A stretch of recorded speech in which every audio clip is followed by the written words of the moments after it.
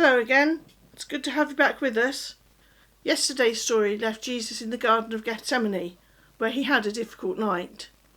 Today, our story continues after Jesus has been arrested. The story title is The Sun Stopped Shining. It can be found in the main Bible, in Matthew chapter 27, Mark chapter 15, Luke chapter 23, or John chapter 19. "So, you're a king, are you?" the Roman soldiers jeered. "Then you'll need a crown and a robe." And they gave Jesus a crown made out of thorns, and put a purple robe upon him, and pretended to bow down to him. "Your Majesty," they said.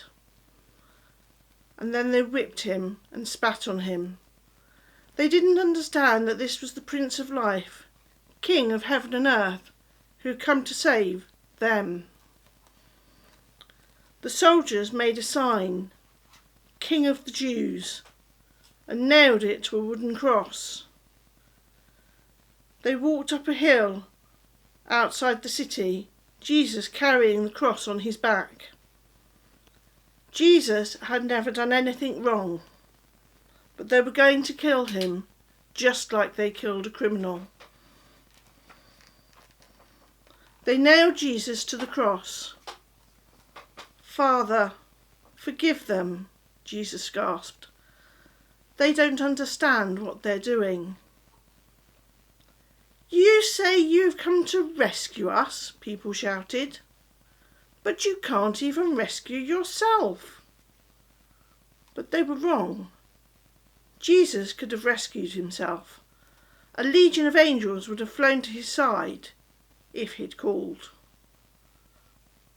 "If you really are the Son of God, you could just climb down off that cross," they said. And of course, they were right. Jesus could have just climbed down. Actually, he could just have said a word and made it all stop, like when he healed the little girl, when he stilled the storm, and when he fed 5,000 people. But Jesus stayed. You see, they didn't understand. It wasn't the nails that held him on the cross. It was love. "Papa," Jesus cried, frantically searching the sky. "Papa, where are you? Don't leave me." And for the first time, and the last, when he spoke, nothing happened. Just a horrible, endless silence. God didn't answer. He turned away from his boy. Tears rolled down Jesus' face, the face of the one who would wipe away every tear from every eye.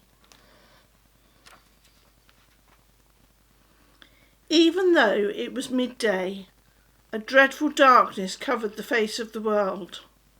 The sun could not shine, the earth trembled and quaked, the great mountains shook, rocks split in two, until it seemed that the whole world would break, that creation itself would tear apart.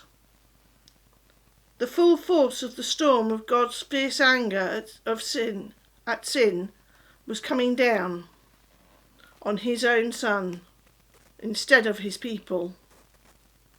It was the only way God could destroy sin and not destroy his children, whose hearts were filled with sin.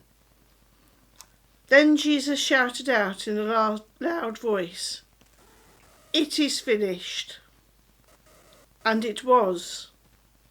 He had done it. Jesus had rescued the whole world. "Father," Jesus cried, "I give you my life." And with it, a great sigh, he left himself die.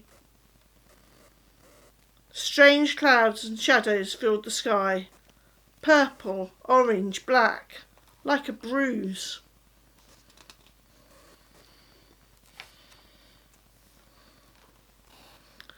Gently, Jesus' friends had lifted his body down, and they laid it in a new tomb carved out of the rock. How could Jesus die? What had gone wrong? What did it mean? They didn't know anything anymore, except they did know that their hearts were breaking. That's the end of Jesus, the leaders said.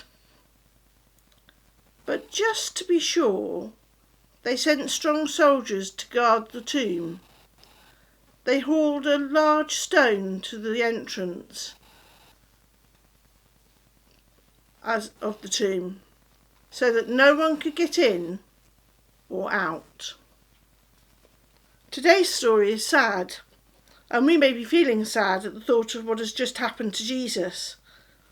But it's important to remember that God's plan isn't finished yet. To find out the last part of the story, you need to join us on Sunday morning, when we'll be able to celebrate together the final part of God's plan that is part of the Easter story.